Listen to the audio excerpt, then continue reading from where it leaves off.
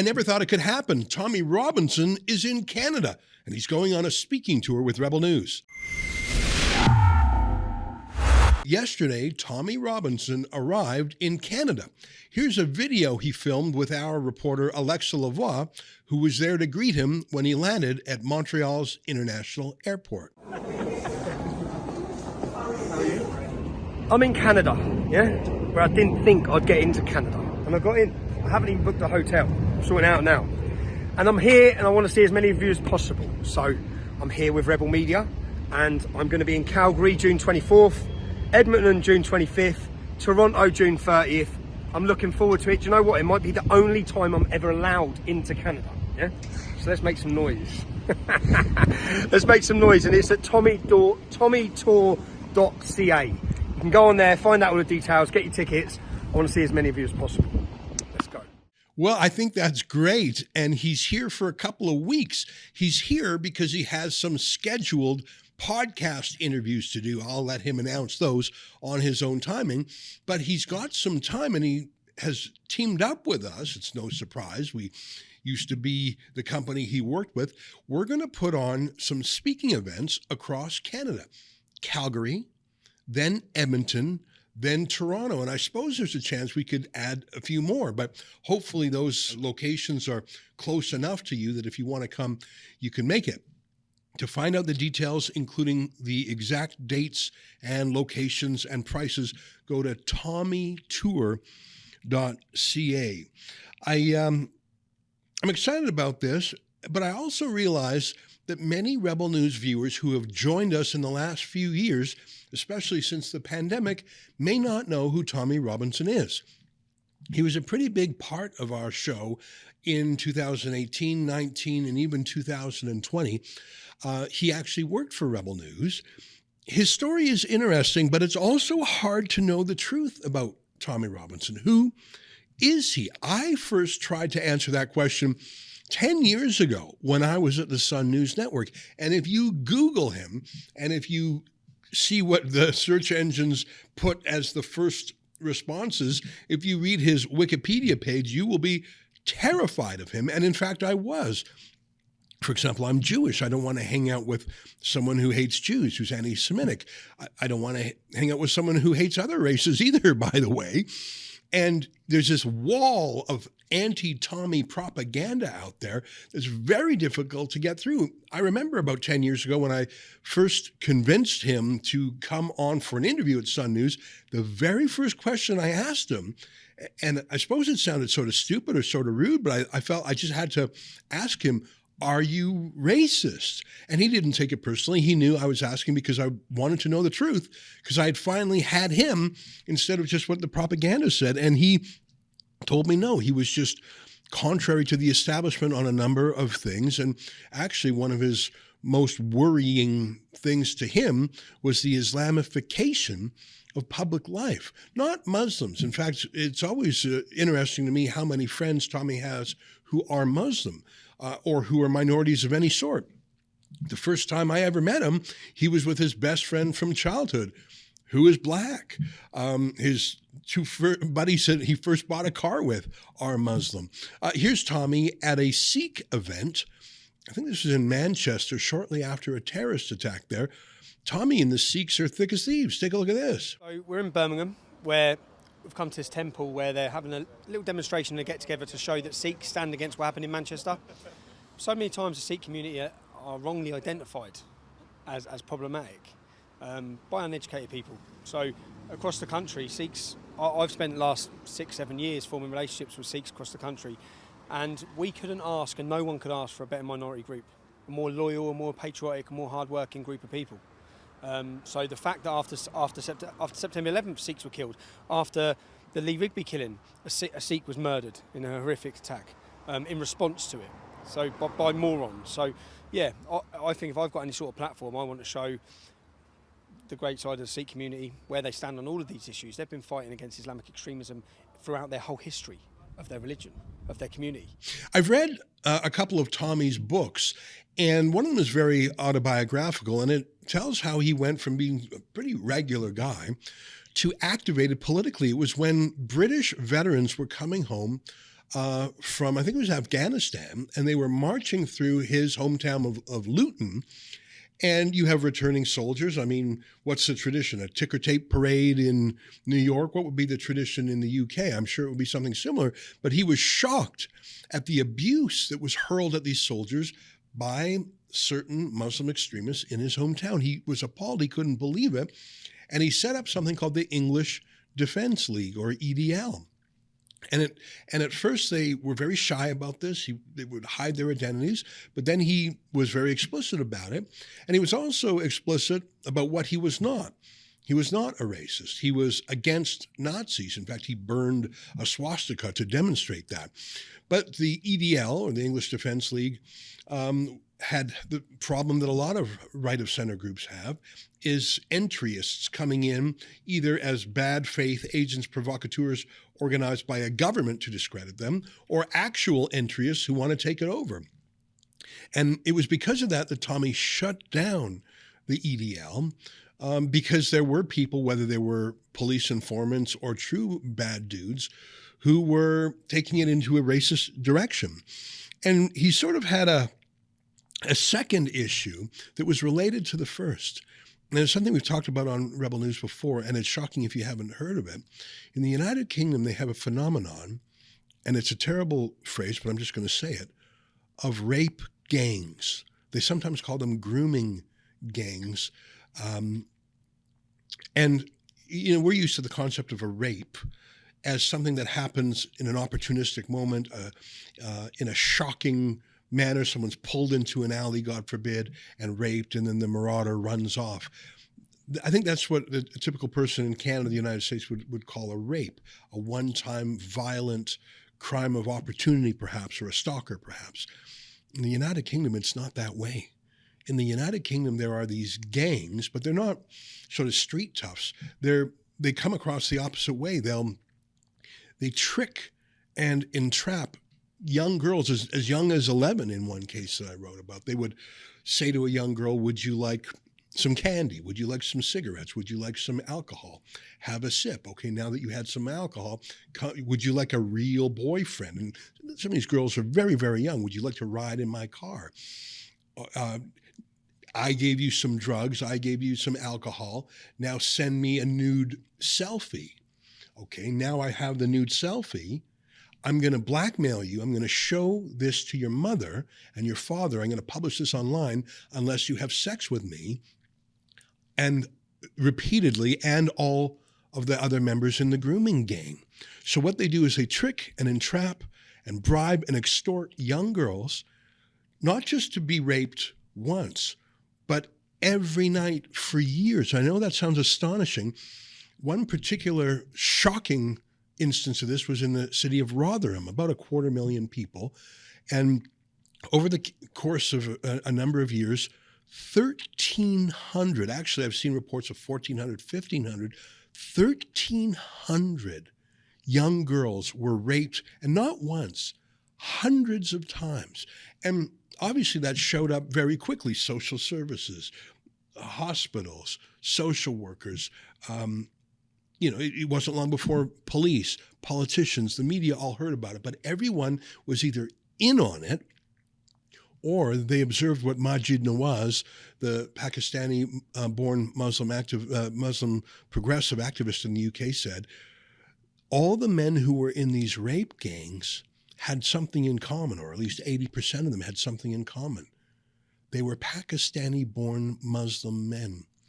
And the targets of their rapes were white girls, often lower class. Here's Maajid Nawaz saying what really the rest of us are too afraid to say. For too long in this country, we, media, the establishment, society, the chattering classes, the liberal elite, whatever term you want to use, have ignored the issue of grooming gangs, of young, vulnerable teenage girls who have been victimized, drugged and raped and abused.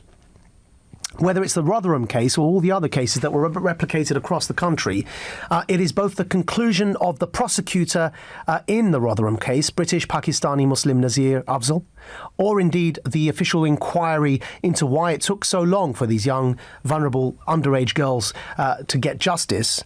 Both of those concluded that fears of racism prevented us from coming to the defence of vulnerable underage girls. Fears of racism meaning that the state was scared that it would be accused of being racist if it rightly arrested and prosecuted British Pakistani, largely British Pakistani Muslim men in their abuse of underage white teenage girls. And so from fear of appearing racist, there was a silence across the country as multiple cases of grooming gangs emerged up and down the country, as evidenced now due to multiple prosecutions, successful prosecutions, but sadly and unfortunately too late. If we hadn't all been silent, if we had all addressed this issue head on when it needed to be addressed, when it was time to address it, then the void would not have emerged for the populist agitators to fill that gap and become popular, actually, as a result of addressing what is a legitimate issue. They ended up hijacking what should have been the concern of every right-minded citizen in this country. I wish that those young girls had seen justice served for them as fast as the judge served Tommy Robinson justice in this case. Because in this case, it's very easy for us to pick on the bogeyman. But actually, the truth is that our silence over decades in this country is the real bogeyman. And that's the real thing we should despise, our own cowardice in the face of grooming of young girls up and down this country and our conspiracy of silence. So Tommy Robinson, being a working class lad from one of these northern towns, he saw this in his own community. In fact, a member of his extended family was a victim, and he started speaking out against these rape gangs, these grooming gangs, when everyone else was too terrified to talk about it. By the way, the Rotherham case, there was finally a commission of inquiry. And if you read that commission of inquiry, they say again and again, people knew this massacre of young women were happening, but everyone was too afraid of being called racist, so they turned a blind eye. Well, it wasn't just in Rotherham, it was all across the UK, and this became a focus of Tommy Robinson. Not just English pride and standing up for soldiers, but pushing back against these rape gangs. I came to know him on these things, and I realized that he was drawing a distinction between individual Muslims who are people and should be treated with respect as any people would, and the ideology of political Islam or Islamism. Anyhow, when Rebel News started, we hired Tommy to be our UK reporter, and this is when we weren't really traveling a lot yet and didn't really know what we were doing yet. And Tommy was over there, and he started getting these viral hits because he was saying things that no one else in the UK would say. He happened to be on the scene, for example, moments after an Islamic terrorist hurtled down Westminster Bridge, mowing down people in his car. Here's this astonishing clip by Tommy Robinson moments after that terrorist attack, and watch how the other media react to him and his response to them. This video went super viral, about 20 million views in various formats, and it really made Tommy as a journalist and commentator. Take a look. As I said, as we're walking around here, we've gone past young people, young girls with blankets over them from the shock. This isn't a shock to me. I don't understand people who are surprised by this. We've had 12 suspected terrorist attacks planned last year.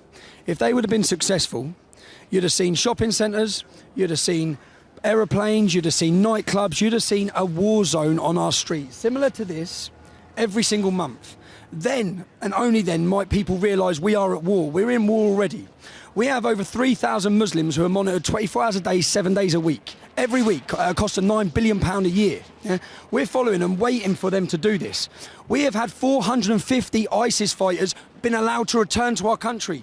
They've gone and fought for ISIS. They've been in training camps. They've been beheading people. They've been raping people. And they're walking the streets of our capital city. They're living with us. Our government have failed us. Don't come out and act all strong on this, Home Secretary, Theresa May, because you haven't been strong. You've been weak. You've showed cowardice. Okay? very quick to label this as a foreign terrorist attack? Because my head is not up my arse. Yeah? My head is not up my arse. This is an Islamic jihad attack. The man that done this would have either been radicalised in a prison or he would have been radicalised on the streets of the UK with full knowledge of our government and our security services. They will know who he is. Do you have information that no one else seems to know? Yeah, mate, I have information that shows there was 4 terrorist attacks last week in France. 4 in France. There was 12 planned last year.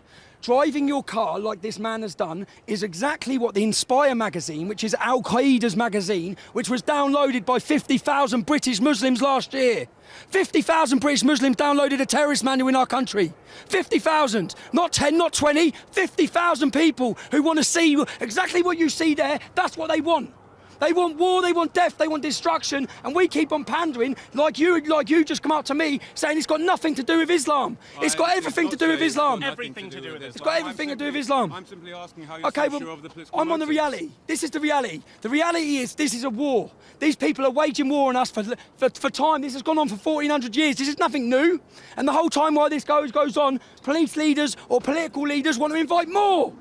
They want to invite more. Well, back then, Tommy had a reputation as the former boss of the EDL, and he had some scuffles with the law, but he took to journalism like a fish to water, and soon his videos were getting millions of views, and his social media accounts, especially on Facebook, were the most engaged with social media accounts in the entire United Kingdom. Tommy Robinson on Facebook had more engagement than either the Prime Minister or the Leader of the Opposition.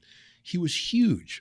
And in response to this, because he was the only person in the media or in politics talking about these issues, there were actually parliamentary hearings talking about him by name. In fact, I remember one case when Google's head of counterterrorism was summoned before the British Parliament, and they asked him, why aren't you banning Tommy Robinson? Take a look at this craziness. How do you feel about hosting Tommy Robinson on YouTube? Yeah, I mean, obviously, I find his point of view on the world abhorrent, and I think it's a very difficult call. I presume he's looked at the policies and tried to ensure that any videos on YouTube don't contravene the policies, and our reviewers have taken that view at the moment. They'll keep it under review. And that's very different from the video content he's used on other platforms, which is why he's been banned elsewhere. We have to look across instances like that and check that we think that the policies are in the right place, because there is a responsibility here that balances freedom of speech versus stopping hate speech and incitement to violence. And I think in this case, I'm not personally that close to it, but I think in this case we've had one political leader saying you absolutely should take this off YouTube, and another political leader say you absolutely must leave it up there. His videos on YouTube don't get monetized by advertising. They don't get access to the tools other creators have. But, you know, from a journalistic point of view, from a public interest point of view, understanding what kind of views are out there, maybe that is useful. And so that's where we're trying to make sure that our policy is in the right place. But does that make you think, the fact that he's able to be on there when he's been banned elsewhere, that your policies are wrong? It gives you pause for thought all the time when you're dealing with these challenging cases. I think in his instance, as I understand it, the videos are different on different platforms. But I think, you know, it's absolutely an area that's under very close review all the time. Well, it wasn't hard to twist the arm of social media companies to ban people on the right. They were all doing it. And soon enough, Tommy had all of his social media turned off, including Twitter. So the slanders would mount against him and he couldn't fight back. Not just that, but when he tried to, he was arrested. Tommy worked for Rebel News, and then we parted ways. And about 90 days after he left us, he was arrested for contempt of court for this video. And you show me where the contempt of court is. This was a rape gang that had been on trial. The trial was over, and the verdict was going to be delivered. So the trial was all over. And Tommy was simply asking the accused rapists as they were going into court, how do you feel about your verdict? Take a look at what Tommy asked the men. How you feeling? How you feeling about your verdict? How you feeling about your verdict? How you feeling about your verdict? What verdict? How you feeling about the verdict? You got your prison bag for you? Yeah, look at you. Got your bags for you? You got your bags for you? Yeah. How you feeling about the verdict? Oh, suck your mum's funny. You got no guilt. Is there any guilt? Is there any guilt, mate? Is there any guilt? For that, he was arrested by half a dozen cops, put in the back of a truck, whisked away to a trial that took less than 10 minutes.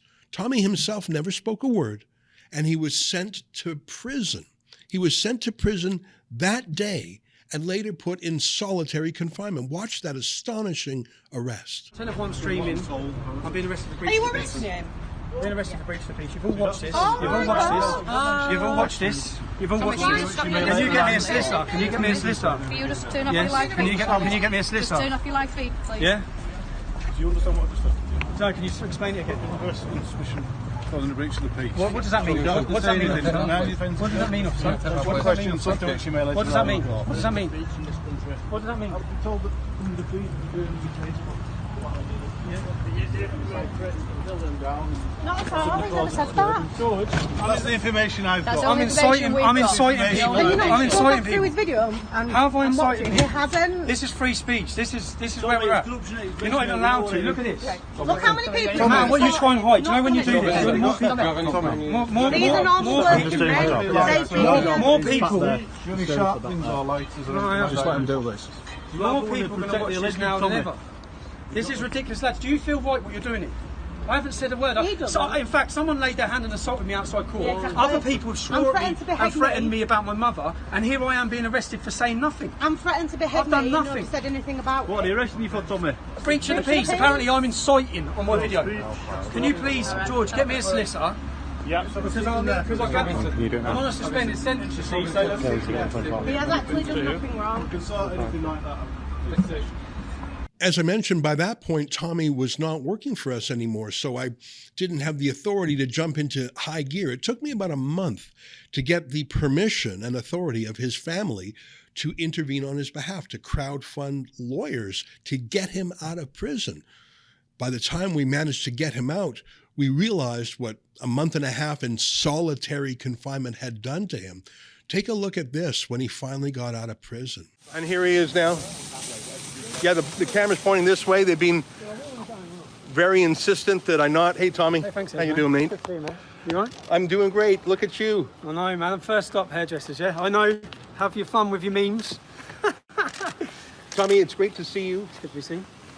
You're in better health than you were last time. We visited you a few times. Say a few words to your supporters who have been rooting for you these past 66 days. Yep. I'd say it's been... I've enjoyed reading the support and hearing the support. For me, the main thing for this should be an embarrassment to the British government, an embarrassment to the judiciary. In the judge's words, so let's pretend I did commit contempt of court, which I didn't. In her words, it was unintentional. So something that was unintentional that had zero effect on a trial would result in a man, a journalist, being put in prison, spending 2.5 months of solitary confinement in Onley. And this is the crazy thing. I walked into Belmarsh prison and walked out without seeing another prisoner. But in a way, that was good because good for my safety. in Onley, they would have killed you if they could. No, they would have done, yeah. Essentially, the governor here has done... I don't have a negative word to say about Belmarsh prison or any of the staff. Other than the insanity that you were in here to begin with. Other than the insanity, and by putting me at the Old Bailey, they knew they'd get me in Belmarsh. So then they can get me on isolation. Whereas if they would have put it in the second biggest court in the land, which was Winchester, I'd have gone to the Cat B local in Winchester. I'd have been fine because there's no Muslims in the jail. But essentially, I know I look a mess, so have your fun with it. And it's ginger, so I look like a little cowardly convert coming out of jail. Well, they retried Tommy and they sent him back to prison, and I started going over there from time to time to do prison welfare checks. Here's an example of my visit to the UK. I just left HMP Belmarsh, the high security prison on the East End of London, where Tommy Robinson is serving out his 9-month sentence for contempt of court. The good news is, in 5 seconds, I could tell that Tommy is healthy. He's healthy physically and he's healthy psychologically. And that's important to say. That might sound obvious. It is not at all obvious, because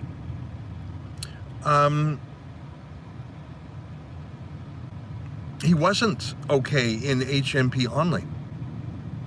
He just wasn't. He was half-starved. He lost 40 pounds, 3 stone, as they say in the UK, in his 10 weeks of incarceration. He was absolutely shell-shocked and stressed from being put in solitary confinement for 23 and a half hours a day. No exercise, no human contact, not even a TV to give him a voice. And then in the half hour a day he was let out of that box it was to be in like a Thunderdome where he was shouted and screamed at by the other prisoners for half an hour. So 23.5 hours a day of silence, sensory deprivation, and then half an hour a day of absolute abuse. That is a dictionary definition of torture, both on the physical side, starving him, and on the mental health, psychological side. Let me contrast that to his treatment at Belmarsh, where I asked him how he's eating. He says that the food that they give him is fine. So it's great to see him laugh. I know that's something we take for granted on the outside. I don't think there's a lot of laughter in prison, especially a prison like Belmarsh, especially an isolation unit. What they did to you was a form of physical and psychological abuse. Yeah, so I haven't had a conversation with anyone for 2.5 months. I haven't seen anyone. So other than 1 hour twice where I saw my wife and children. For 1 hour only? Yeah. And when I saw murderers get more time than that. And when I saw them, it was it wore me out for that 1 hour. It was a big thing to, I don't know, by the end of it, it's not, I don't know, it's just... I heard that in prison you had constant threats. Is that true? So what's gone on, I had threats every day, yeah? You know this heat that we've had here? Yeah. I couldn't have my cell windows open because they would be spat through or shit put through them. Oh my God. And so I had my windows shut all the time. And then at the same time as that, I had just threats from everywhere. And then at the same time as that, I had the police visiting my mother and my wife to tell them that there's intelligence, there's going to be acid attacks on them. Now, I don't know if, you know how bad it is for me? I don't believe they're intel. I think all of this and the timing for all of it is, so I'm on solitary confinement. And this is happening outside, which I can't deal with. But when I do get a chance to ring home, I find out the police are at my house, and my wife's crying and they're scared. And is there really intel saying that? And everything they done. Do you know why they moved you to a more dangerous prison? They moved me from HMP Hull, which was a 7% Muslim population, to the most densely Muslim populated prison in the country. Did they give you a reason? No, they give no reason. But then I know why they did it, because what they then did is they used the excuse of my safety. Which then when I got there, they put me straight on solitary confinement. They locked me straight away, which was 23.5 hours a day, locked in a room in a blue mat. And then for 30 minutes a day, they open the door and you walk into a cage, this size, small, and you walk around the cage on your own, and then they open the door and lock you back in. Like an animal. Yeah, and they only do it. And do you know that? You know, if every prisoner had that, if that was the sentence for prisoners, it was the fact that every other prisoner's cell door opens at 8 o'clock in the morning, and they're out of their cell working, having football, playing pool, and then they get locked up at 6 o'clock at night. And then I think, I haven't done anything. Well, Tommy has had various brushes with the law, but he's had various successes too. It's obvious that he is being treated as an enemy of the state. Here's an example. Last year, there was a pro-Israel march against anti-Semitism in London, and Tommy has always been pro-Israel and anti-Islamist. Tommy showed up as a working journalist, but one of the far left-wing organizers of this march demanded that police arrest him, and they did, just because one guy said so. Look at that atrocious event. You're trying to endanger my family. Don't be so stupid then. Get a break. You're asking me to give my address on all these cameras. You're creating a problem. You're purposely doing that as well. I know what you're doing. Yes, you are. So you dispersed in the area, City of London, Royal Branch, no freedom of the press. Do you believe in freedom of the press? Camden, as far as Houston, but not including Houston Street. My direction is you now leave immediately. Okay, can I reply to that quickly? This notice is now for 24 hours. So you must leave the locality. Officer, can I reply to that, please? You need to go right down King Street to the way of Haybourne train station.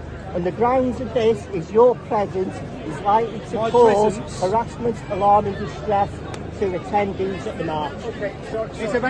I'm going to now fill this in. Go on. This was the Metropolitan Police Force yesterday. The right of the press to freely report on protest is no less important than the right to the protest itself. They should be able to do so without facing intimidation and aggression, officer. Yeah? Officers spoke with a journalist and her team following the incident. I'm a member of the press. I'm at work. Yeah? I'm not. Is anyone here caused alarm and distress by my presence here? No. Ladies, everyone's Jewish here. There's no one who's caused alarm and distress. No one has come up to you and said anything about me. You are working under the orders of Sadiq Khan and Mark Rowley. Mark Rowley is an apologist for Hamas. They're apologists for jihad. So and the British public are fed up of your two-tier policing. I refuse your request, but I understand why. Officer, I'm here to do my job. So you're just doing your job. I heard that about So 19... failing to I heard that about provide the basis of 1940. I'm a journalist, the same as you. I I'm here heard to the do my German job. saying I'm The only difference doing is, my I job. don't put a pro-Hamas slant on it, like you lot. Yeah? I'm just here to do my Right. job. That's my cameraman. I'm at work. Do you think a member of the press should be arrested for doing their job? No. I'm glad the journalists are saying that. So Stephen, this is Is there your... any journalists- Stephen, listen, this is your dispersal notice. You're basically got to leave immediately. Are you going to take this off on the map? Officer, you're embarrassing. Stephen, You're embarrassing. This is I'll take embarrassment. that as a no. This is You now embarrassment. need to leave. It's an embarrassment to the police. Political policing! Get your hands off him! Get your hands off him! He's done nothing wrong! He's done nothing wrong! Tommy was literally pepper sprayed in the face while handcuffed and banned from going into London for half a year just because some left-wing organizer didn't want it. Tommy appealed that in court and won. Here's our friend Sheila Gunn Reid reporting on that victory. Tommy, reaction to the verdict today? I'm thrilled, yeah. I'm thrilled, but I'm still angry. I'm shocked, actually, that you won in court. So am I. I'm shocked. I don't think they had anywhere they could go on it because it was so blatant. And the world watched the video of it. But I'm still angry with what they've been allowed to do. I'm still angry that my rights and my freedoms have been taken from me for 6 months. I'm still angry that the public have had to support a case to the tune of £60,000. This has cost £60,000, yeah? How? Why? Why was I in court in the first place? Who should be in court? The officer who attacked me? The officer who gave the false order? The officer who admitted changing the forms? They should be in court. Someone should face punishment for what's happened. But I feel I am happy. I am happy. I still think I know they're going to do this again. Right. Yeah? They're just going to be more careful with the paperwork. It's a weapon they use. Lawfare is a weapon, yeah?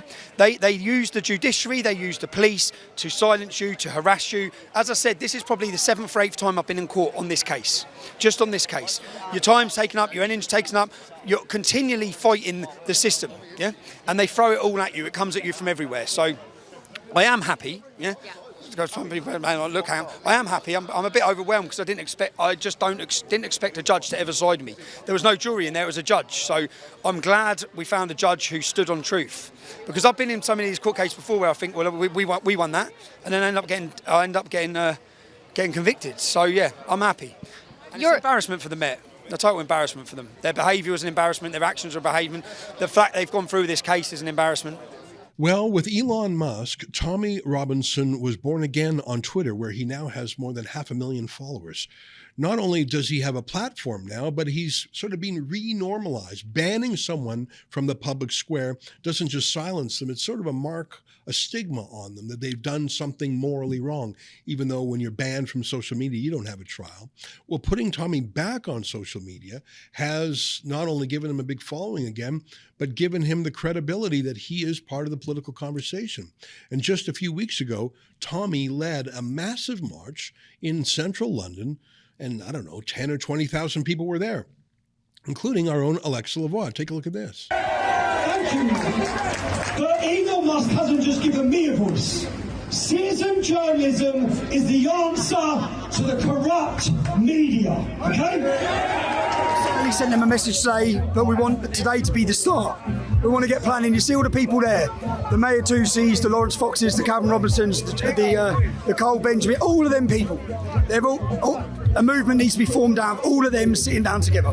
Everyone who sees this country under attack, everyone who wants to solve it, they don't have to agree with every part of each person's politics. Just agree on the principal points. Freedom of speech, stop sexualisation of children, stop wars. Yeah, we don't want to go to war. Okay, not for some globalist bullshit agenda. Tommy is making movies. He's doing journalism.